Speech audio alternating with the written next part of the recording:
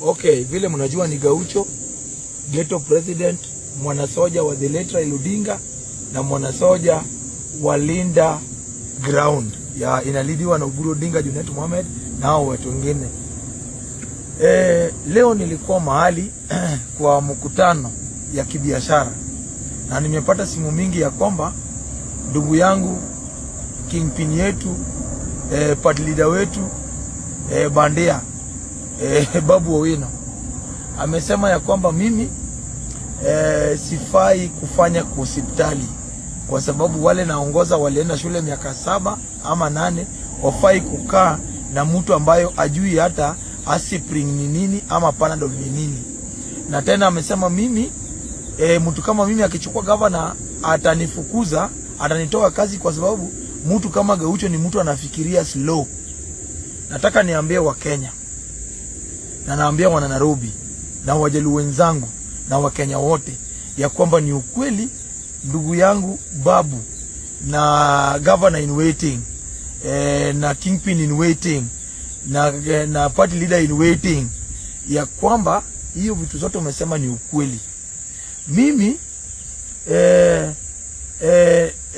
Sakaja alikuwa anaona ya kwamba niweke traffic marshal. Hiyo ndio ilikuwa niwekwe. Sasa unaribu jina Sakaja bure. Yeye pia hiyo kilikuwa nayo ndio alikuwa anaona ya kwamba niwekwe traffic marshal. Lakini through consultation aliuliza mama Ido Odinga na akauliza William Samoei Ruto na akauliza Dr. Raymond Omola ambaye amesimamia mambo ya security Jaluo anaitwa Alitakue. Wakasema mimi nikipelekwa kwa traffic marshal, nikienda pale nitaangalia watu kwa magari, mtu akipita kiolela kama ile light, ile sensor light akipita bila kunini, na nikiangalia watu nipate mtu either amevuta shisha yake ama amekunywa pombe ama amekula cocaine ama amekula bangi zake, nimuulize kitu, nishtuke badala nipige risasi ya mguu vile Kipchumba alisema, nishtuke amenipiga risasi ya nini, ya kichwa ama ya shingo. That's why wakina Raymond wali advise akina Sakaja ya kwamba sifai kupelekwa kwa traffic marshal, but hapo ndio Sakaja alikuwa ananipeleka. So hapo nao umesema ukweli. Nilikuwa na disava hapo, lakini nilijua naweza pata mtu kama wewe huko kwa traffic anipige risasi ya shingo ama mtu mwingine kama wewe. So hao watu waliona ya kwamba hawataki tena mwingine atumie 70 million kwa matibabu na pia niharibie maisha, nikuwe sasa nabaiwa napkin, napelekwa kwa choo na atosho wajua na mimi ni kijana mdogo. Nikaona ya kwamba Sakaja na kina Raymond na mama waliokoa maisha yangu, wakanipeleka kwa board. Hapo ni ukweli. Mambo ya pili, ukasema ya kwamba mimi sielewi mambo ya daktari. Hiyo bado ni ukweli. Lakini mimi wale naenda pale daktari, PhD holder, karateka black belt karateka, lawyer ambaye ameshinda kina Danson Omari, kujua yote mwenye masomo. Iko kitu ujanini ukweli. Kitu naenda kufanya pale ni kama mama fulani ni mgonjwa, ameshindwa kulipa bill na sasa kwa daktari, na hesa peleka maneno na ni mtu wa ghetto, Dandora, Mathare, Okorokocho, Roma, ni kwenda kuambia wale madaktari na wale CEO wa board ya kwamba iko mama wetu fulani hapa amezaa, ningeomba kona shaisha mlipia, lakini iko nini fulani, hebu mfanye nini, mkatii hii bill aende aweviwe aende. Ama mtu fulani amekuja hospitali na akona ID na hajakata SHA, kumadvise ya kwamba wewe kata SHA ili jukua na ID ndio utakuwa na SHA. Hiyo ndio kitu naenda kufanya pale. Mtu akikoma mchari amekufa na amekoma mchari, naenda kuambia pale kwa board, tafadhali huyu ni mtu wa Korokocho, Dandora, Mukuru, Oroma, mumwachilie aenda, kuna aje maiti kae hapa. Hii ndio kitu naenda kufanya pale. Siendi kufanyia mtu operation, siendi kutibu mtu, siendi kudunga mtu sindano, hakuna mahali popote naenda kupea hata mtu dawa. So Mr. PhD holder, lawyer, daktari, kingpin, iko mali hapo ndio sasa hesabu umepiga. Juu sisi watu wajinga ni wengi, ungetusaidia wajinga wenzangu wengine wasifikiri mimi naenda kufanyia mtu operation. Unaona, lakini nafikiri wale wajanja wengine ama werevu wengine nafikiri wanajua, hapo sasa wengine umewadanganya. Umekuja kusema tena kitu kingine ambao umesema ambao ni ukweli ya kwamba mimi nafikiria slow, sifai kukua mali. Wacha nikwambie ndugu yangu Babu, mtu alinifundisha kufikiria slow ni Raila. Aliniambia yeye angekuwa nafikiria haraka angesha choma inchi. lakini alikuwa anaangalia nchi ni kubwa. Sasa zingine amefanyiwa mabaya, anatafuta mtu amemfanyia mabaya, wanakaa chini, wanazungumza, wana move together. So aliniambia Gaucho, si kila kitu unaenda na haraka ama unafanya uamuzi haraka. Baba angefanya uamuzi haraka kama yako, angekuwa ameua watu wengi. First, wewe mwenyewe wakati ulimslapia Mesa, wakati ulimsalapia Mesa, ukikimbiza mbadi ya kwamba amepewa chairman park ya nini, Baba Raila Odinga akaniambia ulimslapia Mesa mpaka ukamwambia kama hataki kukuwa president atoke mbele yako. Wewe uwezi nini, unaona? Baba kama angekuwa nafikiria haraka, si angepeana signal na tungesema malizana na wewe. Ni mtu alikuwa nafikiria slow, akakuacha, akaona jana ndiye nakusaidia.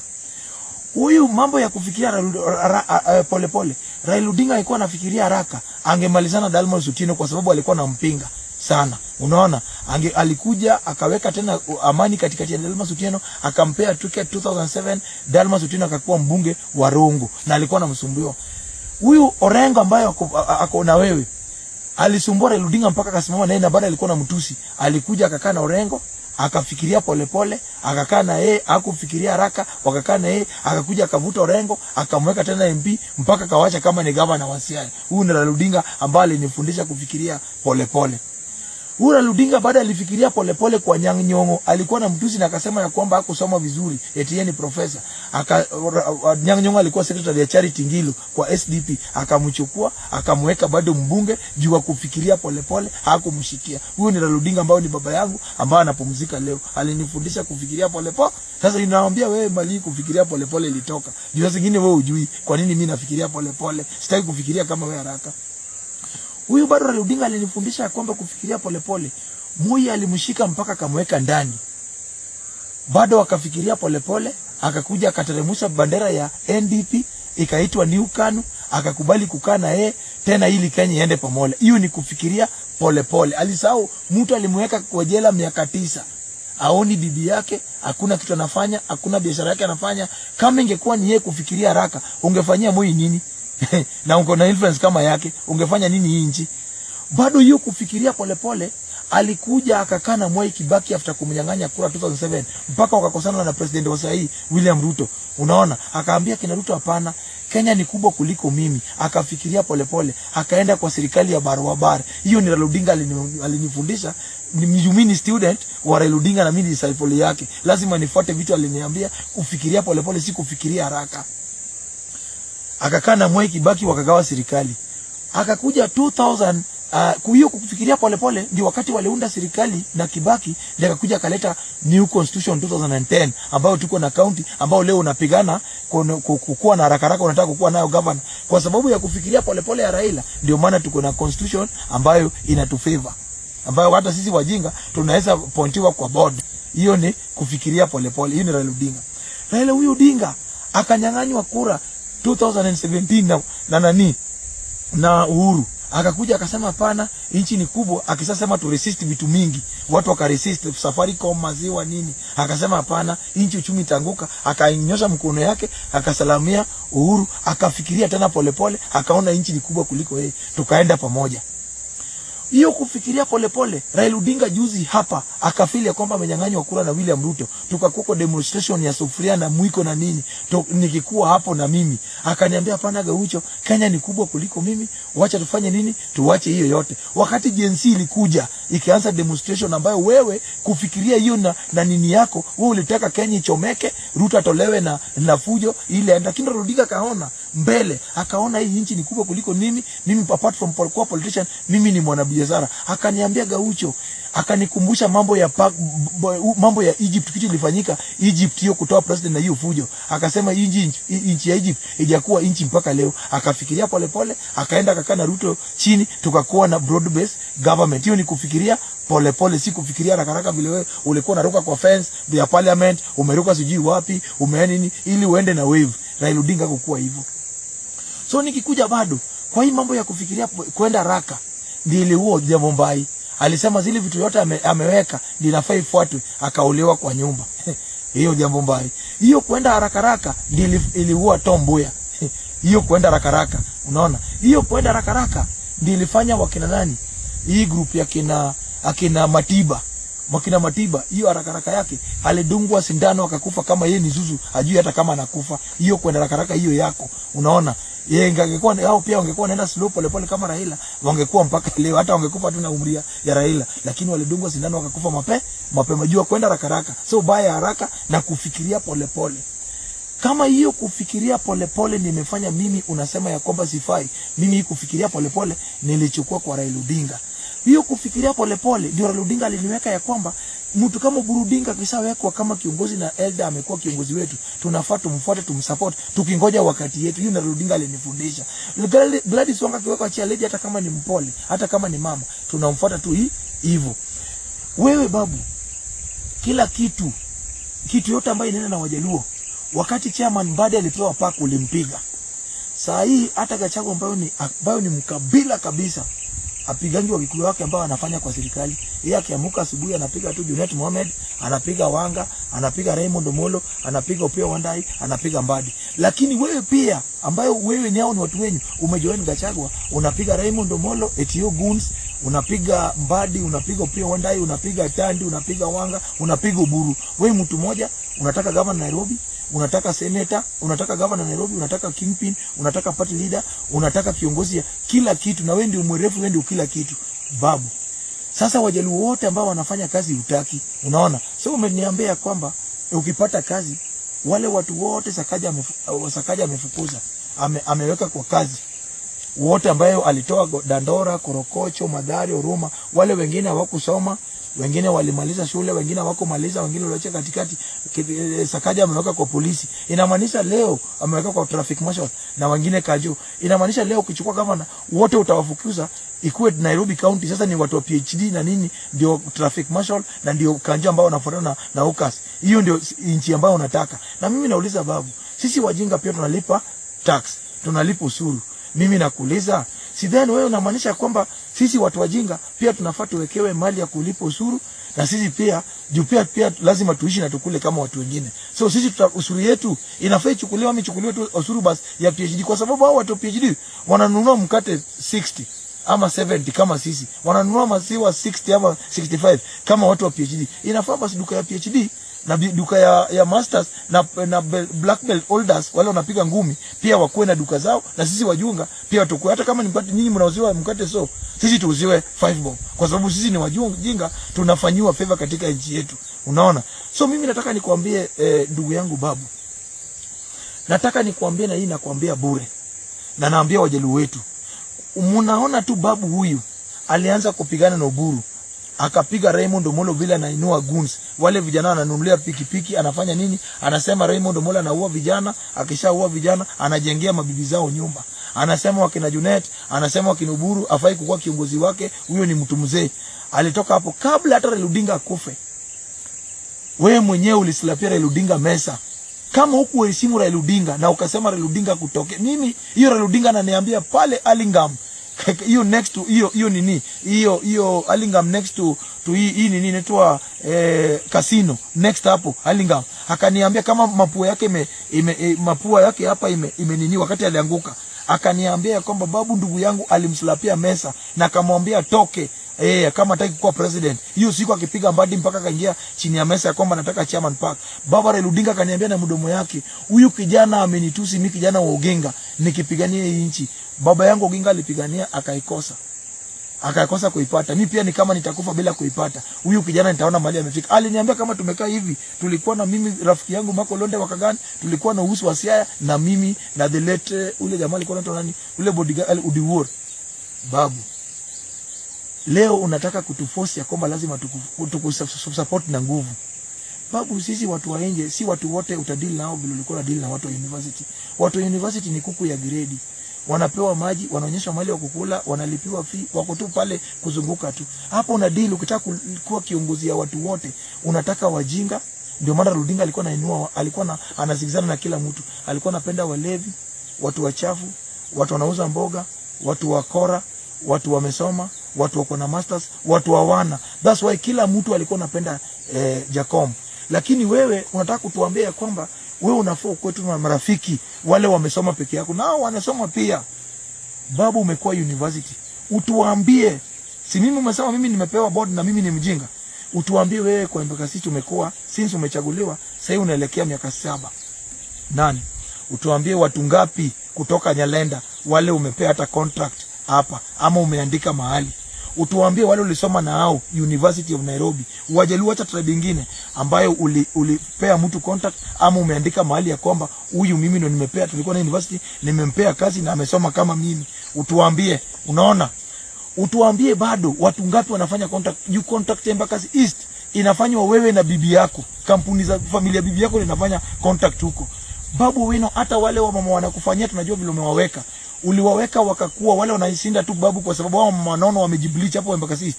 Ulienda wengine wakawekwa wakatombwa wakarekodiwa wawezi ongea, wakijaribu kukupinga ni threats. Hii Embakasi East watu wanakupenda na sisi watu wajui kitu tunafanya. Umewekea kila mtu woga. Yule kijana bado ulimkon pesa ya kwamba kuwe mwanajeshi.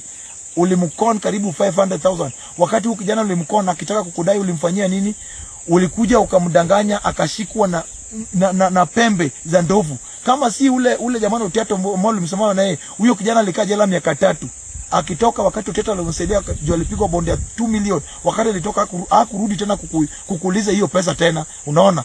Iko wamama ambao unadanganya na blackmail, unaweka wamama wengine wanataka contract kwako, wengine wakishafanya upuzi, wamewafix wamelala na mtu amerekodiwa, hiyo pesa yao inaenda na walikuwa wanataka contract kwako. Babu, wewe tunakujua. Na umesema mimi ni mjinga na wewe ni mwerevu. Ile kitu nafanyia werevu wenzako ni mbaya kuliko mimi yenye nafanyia wajinga wenzangu. Mimi nakuuliza babu. Umesema ya kwamba wewe mimi ni mjinga sana ambayo sifai kukua na ukichukua kiti utanitoa. Mimi nimekubali hiyo kwa sababu nyewe mimi ni mjinga. Kabla ujaji mtu lazima ufuate historia yake ama background. Ujue kwa nini huyu mtu hakusoma. Kwa nini huyu msichana anafanya umalaya? Kwa nini huyu kijana amekuwa muizi? Kwa nini huyu kijana hakufika hapa? Unaangalia background. Hakuna mtu anaweza kataa kusoma ama anaweza fanya umalaya ama uizi kama environment area yake imemkubali ama environment inamfavor. Kama wewe ulipata hiyo opportunity, saa zingine ulisoma kwa era ya bursary na scholarships, unaona, ukapata hiyo nafasi, usipige nao kifua na isikuwe ya kudharau watu wengine. Na mimi naambia wanageto wenzangu, musikue na wasiwasi na musiogope na musijidharau kwa sababu Babu Owino amesema nyinyi mufai kupata kazi. Hasa mimi naambia vijana ambao wameandikwa kutoka Dandora, Korokocho na Sakaja, mjue huyu jamaa akichukua governor, nyinyi wote mtakosa kazi hiyo siku amechukua governor. Unaona? Na wamama ambao pia wale wamama ambao wamama hao mahukas ambao wanauza, iko wengine watoto wao wale drop form 4, utawafanya nini? Utawafanya watoto wao nini? So mimi nakwambia babu, mimi na hiyo jinga yangu, hakuna siku mimi nikikuwa muizi nilikuwahi kuwa nikaweka msichana arepiwe na watu 12 kama nimemshikia bunduki kwa sababu ananipinga. Unaona? Hakuna. Wewe mwenyewe na hiyo somo yako na hiyo akili yako ulikuja ukaweka msichana kutoka kwa kinajika chako ambao unaita fadhe. Huyo msichana ni daktari either hapo Nyeri ama Kiambu. Uliweka wakati alikupinga, uliweka wanaume 12 mkarepu huyo msichana, akaripiwa kama mbebea bunduki, msichana msaperi. Unaona? Na akaripiwa na ukamuzio uoga. Unaona? Huyo msichana hizi kanyaga hata hapo nini? Dakika mwisho ukashikanisha kijana mwingine ndiye akawekwa ndani. Huyo kijana mlisoma naye, ni Mjaluo kutoka huko Kisumu ambaye unasivu. Ako ndani sasa ina rape na ambaye wewe mwenyewe ndio uliwekea huyo msichana bunduki na akaripiwa na watu 12. Unaona? Mimi sijaifanya. Mimi na hiyo jinga yangu, na hiyo wizi nilikuwa nafanya, sikuwahi fanyia mtu mwingine hivyo. Na wewe ulifanyia msomi mwenzako, msichana ambaye sasa hivi aliwo msichana hiyo yako, hiyo kitu inamtocha. Unaona? Inamtocha. Vile unatocha sasa hii DJ Elvo eti wa Kenya. Mtu anakuja kusema kwa live TV ya kwamba alipiga DJ Elvo risasi lakini eti ameshatumia 70 million. Wakenya nyinyi babu wanajuanga yeye ni mrefu peke yake Kenya. Mwende mpige hesabu. MP hapa Kenya salary ni 1 million. So 1 million babu sasa ameenda 6 to 7 years. 6 years tangu akuwe MP. Karibu 8 years. So mimi nataka niwapige 70 million. Babu ametoa wapi ya kushughulikia DJ Elvo 70 million? Inamaanisha hii pesa either anatoka kwa CDF, hiyo pesa ambayo inafaa isaidie watu wa Embakasi barabara, hospitali, nini maskulu, shule, nini basari na nini. Hiyo anakata kwa ile mesa ambayo kufikiria haraka, bila anasema anafikiria haraka, angefikiria polepole, hiyo pesa ingesaidia watu wa Embakasi East. Lakini jua anafikiria haraka na ujinga haraka, alipiga nao kijana ambaye hana uwezo kwa sababu ya mwanamke, kwa sababu matako ya mwanamke, alafu anakuja kwa live TV anasema eti huyo kijana alitumia 70 million. iko life ambayo ina worth hata 1 billion. Inamaanisha wakina Uhuru leo wakipenda wanaweza kuua kila mtu kwa sababu wako na pesa, wanaona nchi. Kama mtu tu ni MP anapiga mtu risasi na anajisifu, anasema ya kwamba alimshughulikia. Sasa yeye anatombana, huyo kijana hizi tombana, huyo kijana hizi kuwa na familia yake, huyo kijana juu kama kuna mtoto hawezi ongelesha na mtoto wake vizuri, hakuna kitu. Sasa hii ni mtu anatoleswa, anapelekwa kocho, ananiniwa, anavalishwa, anafanywa kila kitu. Mtu alikuwa anatafutia pesa, mtu anakuja na Wakenya bado wanasema eti babu huyo ndiye anaweza walinda. Sasa zile kijana mwingine nayo hawezi fanya kitu yote. Yeye hata hii dunia hata basange kufa. Babu anakuja kwa live TV anasema eti alimpiga na Ikolo mara 2. Eti Ikolo ambaye imekubali ukipiga mtu na umsimamie. Sasa hiyo inamaanisha wale watu wa ghetto. Mimi mwenyewe na hiyo jinga yangu sijaichukua kisu, wale wananikosea ni wadunge. Lakini wewe na hiyo refu yako ambayo unasemanga una pump pale mnaonongo kijisifu eti I want to pump knowledge in your head.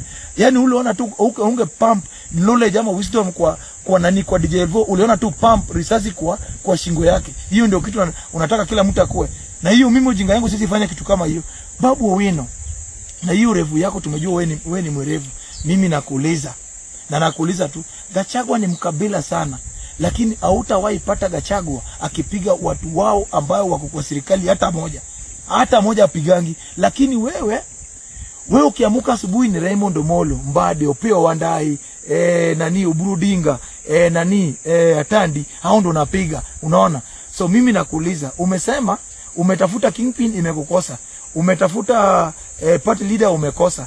Umetafuta Raymond Omolo, wakina Raymond Omolo, wakina Mbadi wafukuzwe, wakina Raymond Omolo nani wafukuzwe, umekosa. Hasa umekuja sasa unataka board.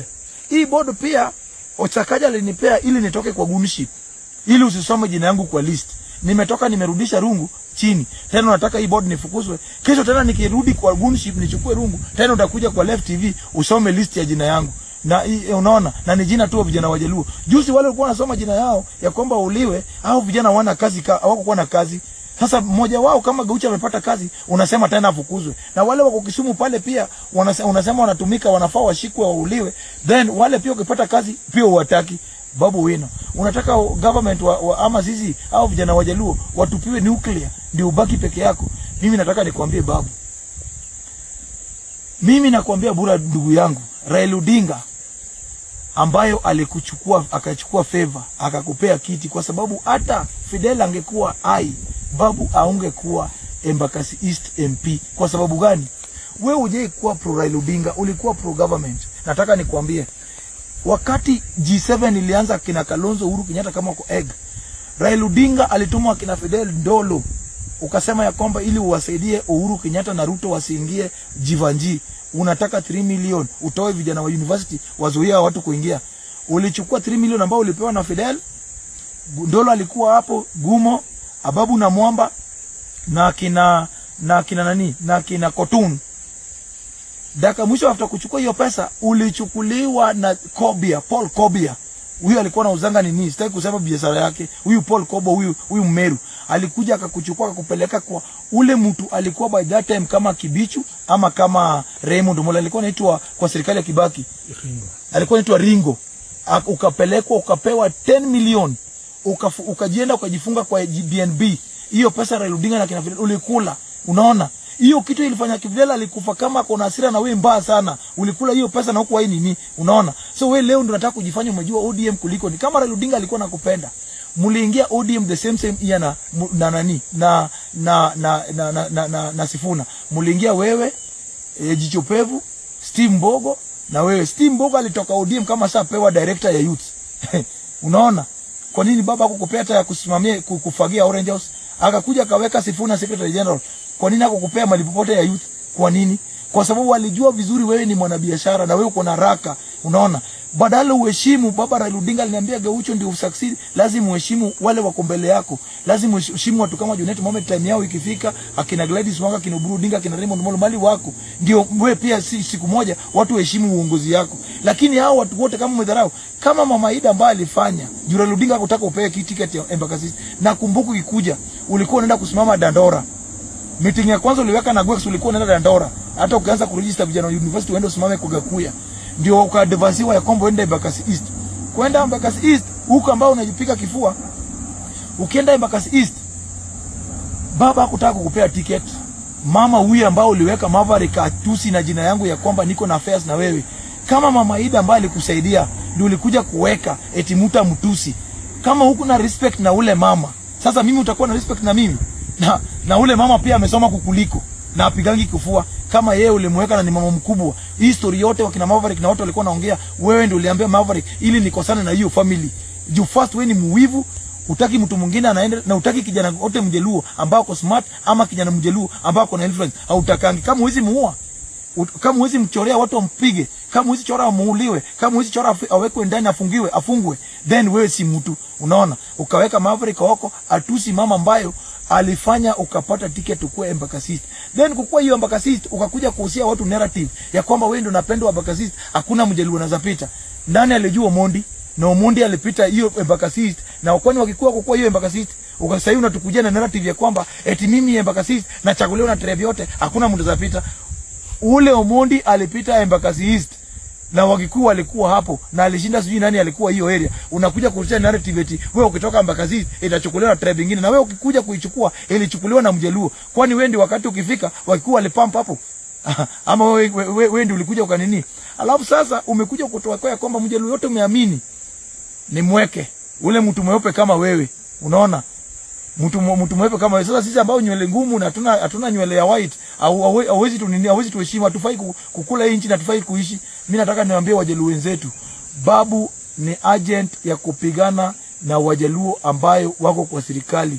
Na mimi naambia watu wetu, mimi yale yote amesema nimekubaliana nayo, but Raila Odinga angekuwa na hiyo vita yote, wakina Orengo wangekuwa, wakina Dalmas Otieno wangekuwa, na hao watu wengine wangekuwa. Na mimi nataka nikuambie, wewe unafikiri sasa ile weka Maverick out atusi mama Winnie, wewe unafikiri Winnie ambao ni msichana wake, hata kama mmekutana, kwa nini unapeanga Sifuna attention na wakupea attention? Na mimi nauliza, kwa hiyo linda ground, kulinda wananchi ambao unasema, kwa nini headline kila siku headline ikitolewa wanatoa tu Orengo na wanatoa Sifuna? Kwa nini wakutoi? Kwa nini wakutoi? Kwa sababu hata wale unachukua pesa kwa wakuamini. Unaona, hawakuamini. So my friend babu, mimi Raila Odinga alinifundisha ku reason pole. Na mimi nataka nikuambie, Raila Odinga aliniambia kama tuko riat ya kwamba Gaucho, wakati aliniuliza Gaucho nani watu, wakati alikuwa anataka kwenda Addis Ababa, aliniuliza Gaucho nani watu wanaongelelea ya kwamba anachukua nafasi yangu. Nikamwambia baba, watu wanasema Gladys Wanga, Winnie mtoto wako, Opiyo Wandayi, Mbadi, Orengo na babu. Wakati nilitaja jina yako akaniuliza na nani watu wanapenda sana, nikamwambia ni babu. Alichange na baba akaniambia Gaucho sijui nani atakuwa kingpin okanginga mabiro bedo kingpin mar Joluo, but ok nyathino remo pongo lwete, nyathino ka wene Joluo to biro uso gi chumbulo to ng'eny biro nego mang'eny. Mano gima hiyo ni kitu Odinga aliniambia kwamba jui nani atakuwa kingpin ya Wajaluo, but si huyo kijana.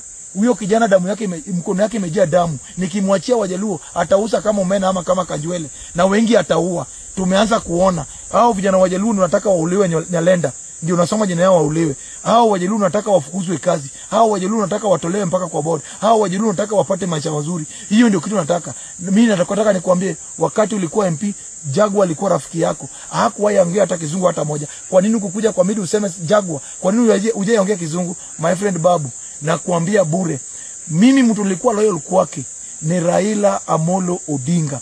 Sasa hii mtu naweza listen kwake ni Oburu, Mama Ida, Winnie. Kama wewe unakuwa kingpin ya Wajaluo leo, mimi afadhali nikuwe kingpin ya Migori, ama nikuwe ya Rongo, ama nikuwe sub location ya Kodero, but sio wewe unifuata. Na mimi naambia Wajaluo, huyu mtu mjui, na naambia Pauline Njoroge na hiyo group ya kulinda ground wote, nyinyi mjui babu.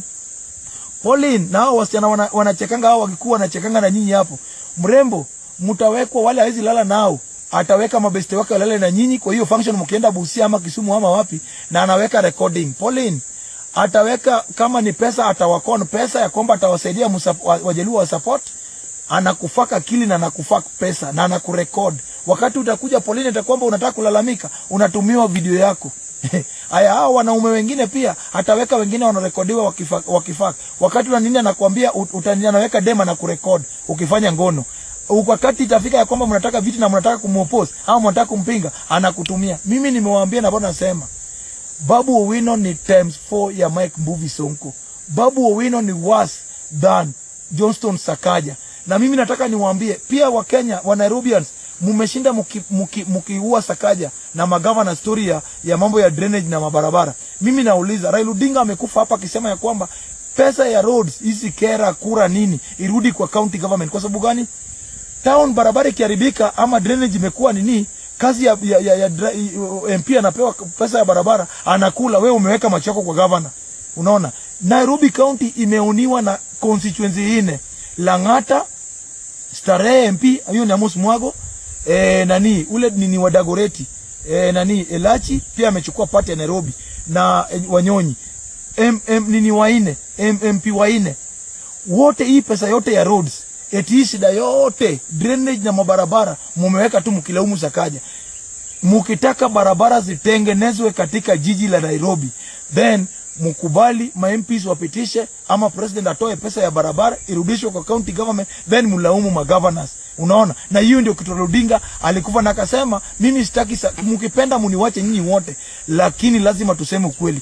Sakaja iko makosa yake, lakini iko makosa zingine mnawekea hao magavana story ya drainage mabarabara katika jiji, ambayo mtu anapata hizo pesa, na ndio babu anachukua akisema ya kwamba analipia DJ Elvo 70 million. 70 million mtu amekoa MP 7 years. 70 million amepata lini?